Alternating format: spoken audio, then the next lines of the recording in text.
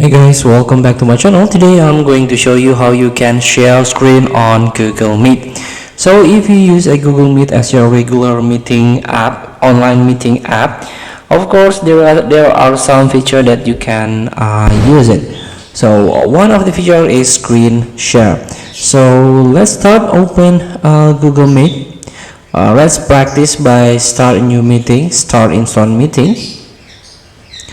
Here you can try to share your screen by tap present now,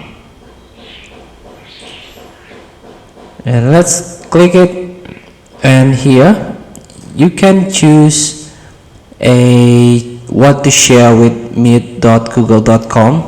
The site will be able to see the content of your screen. This is the Chrome tab. You can select a tab to share here. Also, share tab with audio, you can turn this off if you don't need it or if you want to mute it. And this is the window. You can share your screen here, all activity in your windows and the entire screen. Also, window and Chrome tab will be affected with this.